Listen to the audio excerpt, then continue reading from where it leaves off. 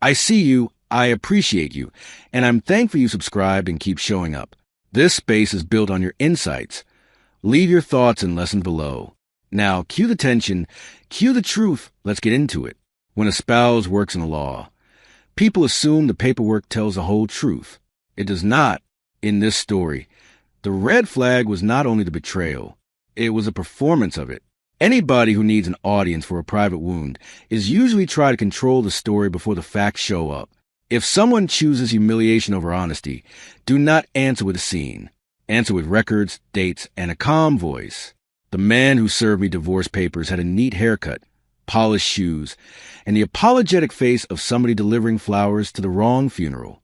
He found me on the maintenance floor of our bus terminal on Detroit's east side, right as my crew was finishing the noon safety huddle. Diesel hung in the air. Somebody had a small radio playing Old Anita Baker Near Bay 3. My clipboard was warm from my hand. He said, "Marcus Holloway?" And when I said yes, he pulled out the envelope. Across the floor, 3 mechanics stopped talking without meaning to. I knew before he said another word that Alana had chosen the place on purpose.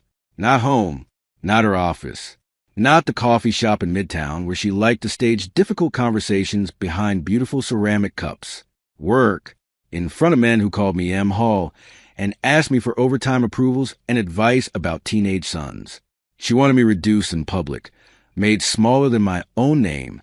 The courier said, "You've been served," in a voice so low it almost sounded respectful. I took the packet, slid my thumb under the seal, then reached into my own messenger bag. Before this gets any deeper, if you have ever seen someone try to weaponize lies, paperwork, or public embarrassment to control the story, tap like right now. Share this with somebody who needs a reminder that quiet evidence beats loud manipulation every time, and subscribe for more original relationship drama stories with real consequences. "And this is for Ms. Holloway," I said, handing him a thick blue folder with a yellow sticky note clipped to front. Her name was written in my block print, the kind I learned from technical diagrams and years of filling out inspection logs nobody could misread. Please make sure she gets it today. Not tomorrow. Today. The young man blinked at the weight of it. There were tabs sticking out from the side, bank records, school sign-in sheets, email printouts, an investigator's affidavit. The beginning of the end, packed in office supply plastic. My foreman, Reggie, looked at me the way men look at each other when they sense grief but do not want to embarrass it. "You good?" he asked. I nodded because I was standing and breathing, and there were 22 buses due out by 3. But my chest had that hollow, humming feeling like the minute after a tire blows on a freeway, and the car is still deciding whether it will listen to you. The courier glanced from me to the folder and back. "Should I sign something?" he asked. "No," I said. "She'll understand exactly what it is." My wife, Alana Holloway, was the kind of attorney judges remembered after one hearing. Not because she was loud. Alana never wasted volume. She was precise, elegant, and cold enough to make precision look moral. She wore narrow gold hoops, pressed suits in jewel tones, and carried a fountain pen she used even for grocery lists, as if milk and onions needed cross-examination. When we first married, I admired that. Later, I learned she used the same measured tone to ask whether I wanted more coffee and to plan the clean removal of a man from his own life. We met at a repast, of all places, after my great-aunt Lella's funeral at New Hope Baptist on the west side.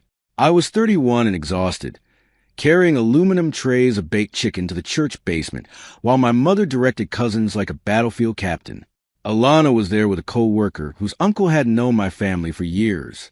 She was not yet a partner then, just a young associate with a laugh that surprised me because it came out warm and unguarded.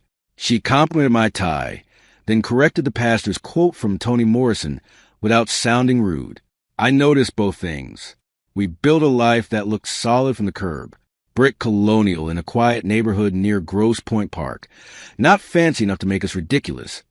Not modest enough to embarrass her colleagues. A daughter, Zora, born after a difficult pregnancy that left Alana more anxious than she ever admitted. Friday nights meant catfish from a carryout on liver noise and old vinyl on the turntable. Usually Roberta Flack or Donny Hathaway, while I ironed shirts in the dining room because I never trusted dry cleaners with collars.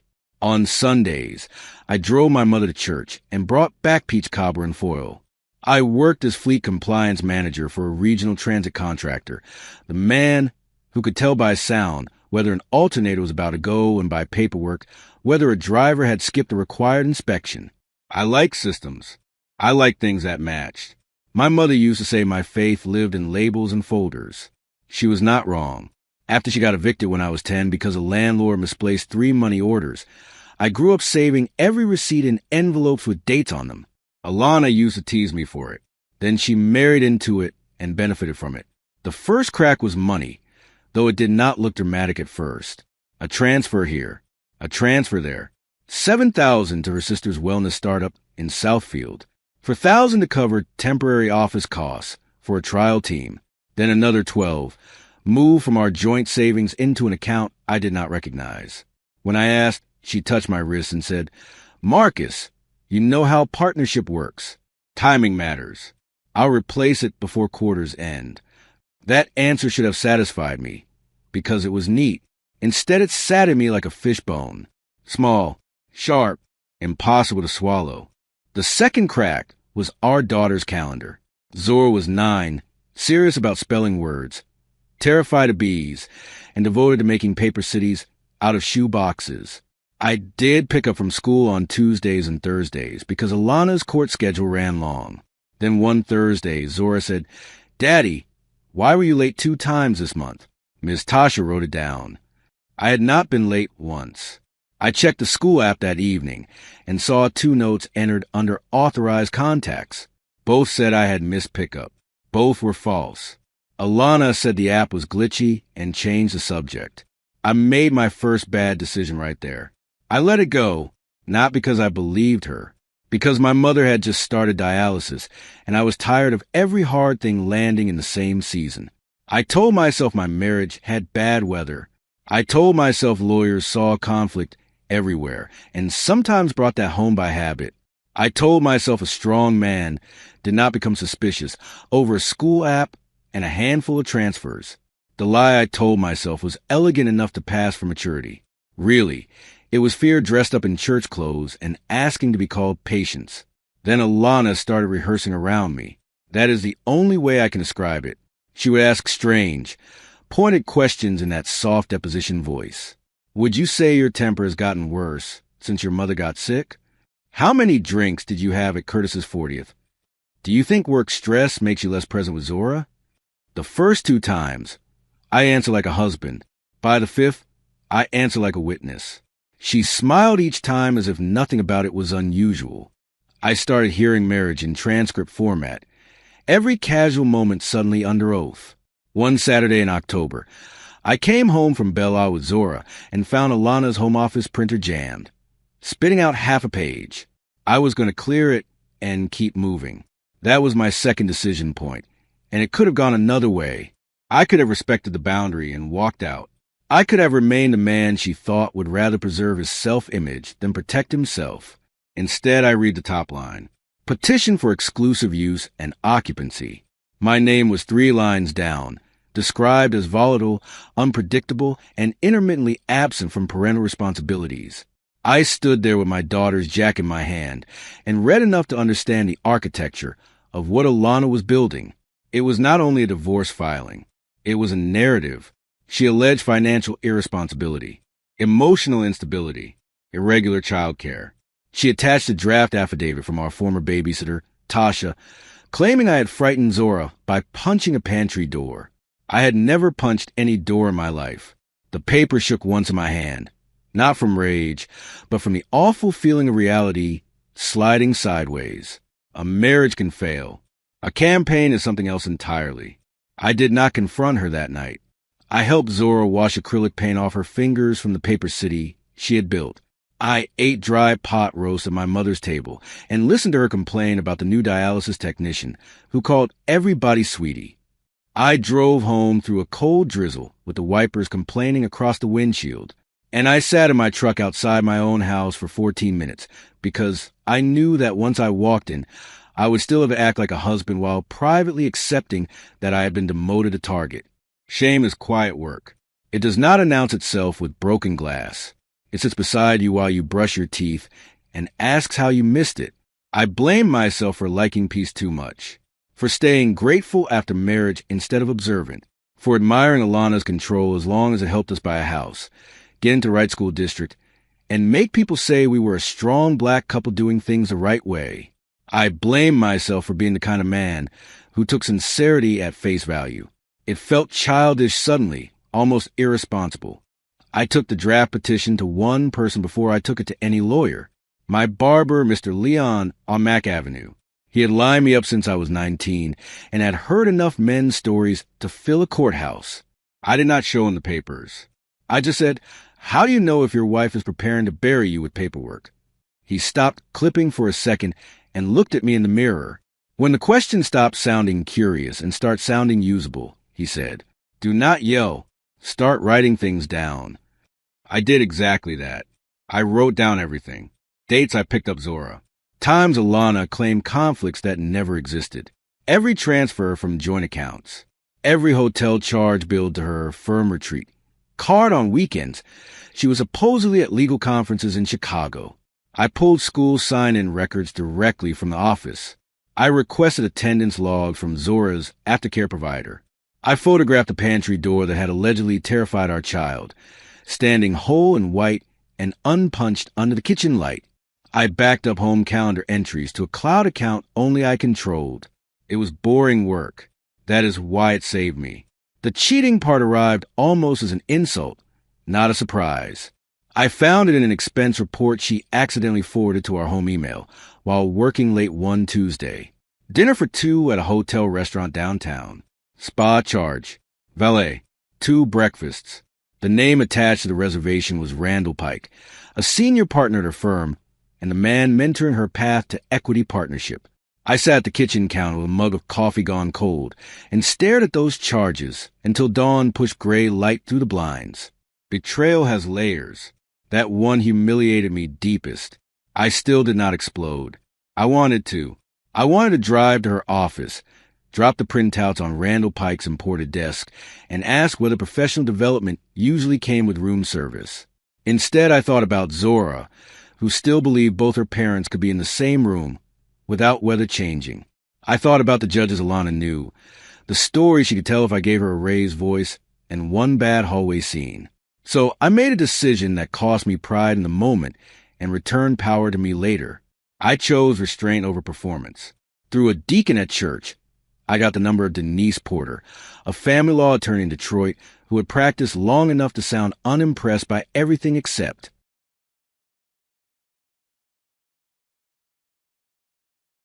laziness. Denise met me at a diner near 8 Mile, slid her glasses down her nose, and read my notes without interrupting. The place smelled like coffee and fryer oil. Snow threatened outside but had not committed yet. After 20 minutes, she set the stack down and said, "Your wife is not just leaving. She is pre-building a record. Good news is she is sloppy in the way arrogant people often are." Denise told me not to steal, hack, or sneak. "We do not win by becoming criminals in a better shirt," she said. Everything had to be lawfully obtained, so we subpoenaed where we could. We preserved what came through shared accounts. We requested records from institutions that would release them to a parent or joint account holder. Denise hired a forensic accountant named Terrence Bell, a man with patient eyes and a notebook full of tabs that made mine look amateur. Terrence traced the missing savings into a consulting LLC controlled by Alana's sister, and, eventually, back toward Randall's orbit. The ugly miracle of paper is that it lacks pride. It will tell on whoever touched it. Terrence found that Alana had moved money from our joint savings, from Zora's education account, and from a home equity line into a series of transfers labeled as temporary family loans. None had my consent. 2 carried a digital authorization stamp suggesting my approval. I was at work when those supposed signatures happened, clocked in on a training log with 10 witnesses and a security badge entry. Somebody had not only lied, somebody had fabricated evidence and assumed my life was too busy to notice. Then Denise uncovered the part that changed the whole case. Alana had used her firm email to coach Tasha, our former sitter, on what phrases would read credibly in a custody affidavit. Concern for child's emotional safety was underlined in one email. Another instructed her to mention a hole in a wall that did not exist. There were drafts attached, revised with track changes. Denise printed them and handed them to me without ceremony. "This," she said, tapping the page, "is the difference between a painful divorce and sanctions. Keep your face still. She does not know we have this." After that, I started preparing the folder. I bought a fresh box of divider tabs from the office supply store and assembled it at my mother's dining table while she watched game shows with the volume too high. Section A, Financial Transfers and Forged Authorization Trail. Section B, School Aftercare and Pickup Records Contradicting Neglect Claims. Section C, Coach Witness Emails and Draft Affidavits. Section D, Expense Reports and Travel Records Contradicting her statements about conferences. Section E, a letter from Denise to Alana's managing partner outlining potential ethical violations if she continued to litigate fraudulently. The folder had weight. So did the truth. 3 days before I was served, Alana tried one last rehearsal over dinner. She had made salmon, which she only cooked when trying to soften a conversation, and kept smoothing the napkin in her lap. Zora was upstairs gluing tiny paper windows onto a shoebox library. Alana said, "Do you ever wonder whether we married because we were compatible or because we both like being admired together?" It was such an Alana sentence, polished enough to sound profound while quietly placing blame on a shared shelf. I said, "I think one of us married as a witness." She looked up fast. That Friday, a freezing rain tapped against the kitchen windows. Alana watched me clear plates and said, "You have become difficult to reach." I almost laughed. I almost said, "No, I have become careful." Instead, I said, "I have become tired." She nodded as though collecting a statement for later use. That was the night I knew she would file soon. She had the distant calm of a woman who believed the next move belonged entirely to her. I went to bed and slept on my back with my hands folded over my chest, like a man practicing stillness before impact. The service at work happened the following Tuesday, right after the noon huddle. Once the courier took the blue folder, the room stayed painfully quiet for a second. Reggie cleared his throat. Somebody dropped a socket wrench. Then the terminal noise restarted, because buses do not care about a man's marriage and schedules do not pause for humiliation. I put the divorce packet in my bag, initiated a brake inspection sheet, and told the crew to keep moving. That was not strength. It was survival by routine. My hands only started shaking when I got to the vending machine in the break room. Alana called 23 minutes later. I let it ring once more than I wanted to, then answered. Her voice was tight enough to cut fruit. "What did you send to my office?" I looked through the break room window at sleet-tracing silver lines on parked windshields. "The same thing you sent me," I said. "Paper that changes the afternoon." She took a breath. "Do not be theatrical." That made me smile despite myself. "You sent a process server to my job. Alana." She went quiet. Then, very softly, "Who have you shown this to?" "The people who needed facts." By 5 o'clock, Randall Pike had been pulled out of a deposition, and Alana had been asked not to enter any new filings in her own divorce matter pending internal review. Denise called me from her car. "They are scrambling," she said. "Good. Let them use their energy." I drove home through slush and found Zora at the kitchen table building a tiny grocery store out of cardboard. "Mama late again?" she asked. I said yes. She did not look surprised. Kids notice absences long before adults admit their patterns. I helped her make a cereal aisle from construction paper and swallowed my anger whole. The next morning, Alana came home dressed in yesterday's navy suit, her face scrubbed clean and somehow older. She stood in the doorway of our bedroom while I knotted my tie. "You involve my firm," she said. "No," I answered. "Your choices involve your firm." She flinched at that, barely, like a person hearing glass crack underfoot. "Marcus, people make mistakes in emotional situations." I looked at her through the mirror. A mistake is a cruel sentence. A campaign with forged authorizations, coached affidavits, and fake neglect claims is not a mistake. It is a strategy. She sat down hard on the chair. She tried the legal version of crying first. Not tears, but injured professionalism. You do not understand how ugly these cases get, she said. I was trying to protect Zora and stabilize the assets. I turned around then. From what? Me taking her to school on time? Me paying the mortgage? Me ironing uniforms while you spent weekends at the Westin with Randall Pike? Her face changed at his name, only for a second, but I saw it. That tiny collapse told me more than any confession could have. This is beneath you, she whispered. No, I said. What you did is... Temporary hearings came fast anyway, because the court calendar does not stop just because one side is embarrassed itself. Alana hired outside counsel, an older attorney from Oakland County, who looked irritated to inherit her mess. In the first hearing, Denise did almost nothing dramatic. She did not pound tables or give speeches. She simply handed up certified school records, bank statements, and email chain coaching Tasha's affidavit. The judge, a black woman with tired eyes and no patience for games, asked 3 questions in a row that landed like hammers. By the end of the morning, Alana's emergency custody request was withdrawn.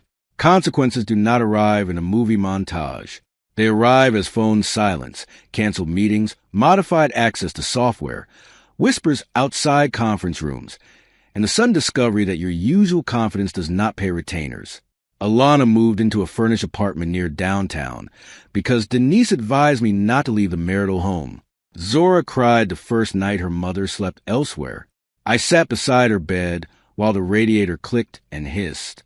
"Did you make Mama leave?" she asked.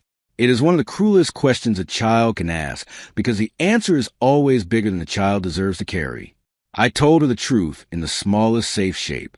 Your mother and I are having grown-up problems, and adults are trying to figure out the right way to solve them. She stared at the glow-in-the-dark stars on her ceiling. "Did anybody lie?" she asked.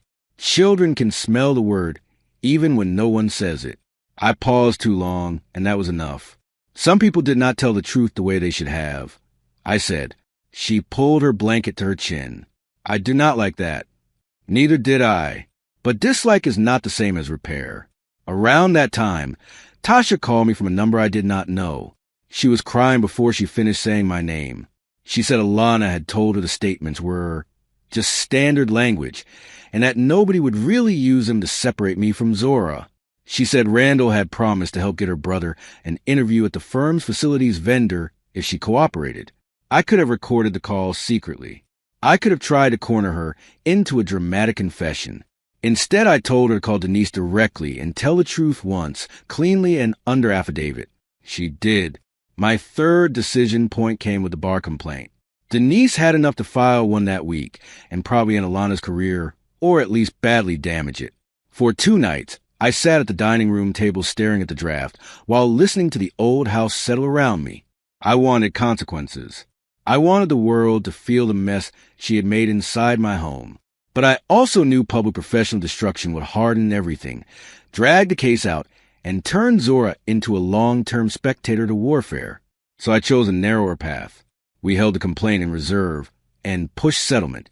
Mediation took place in January in a plain office suite with bad coffee and fake plants. Outside, Detroit was all dirty snowbanks, exhaust, and the orange blink of salt trucks. Inside, we sat in separate rooms while lawyers moved paper between us like priests carrying offerings to feuding gods. Denise came in after the second round and said she is finally scared. Not because of the affair. Not even because of the forged financial trail. Because Randall's billing records had been subpoenaed and her firm now understood she had exposed them to reputational damage. Institutions often wake up late, but they do wake up. By then, the affair itself had already started rotting on her. Randall distanced himself fast, which told me all I needed to know about the grand love story she may have told herself was worth blowing up a family for.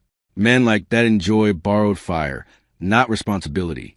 Once the court entered an order preserving records and her managing partner started asking direct questions, he retreated into polished vagueness. Alana had gambled on being protected by power and elegance. What she learned too late was that power protects itself first. She was not exception. She was expendable in a silk blouse. During the 4th mediation session, Alana asked to speak to me without attorneys present. Denise hated it, But I agreed because sometimes you need to hear a person in their own unshielded voice. We sat in a small conference room with a window facing a parking lot full of crusted snow. She looked thinner.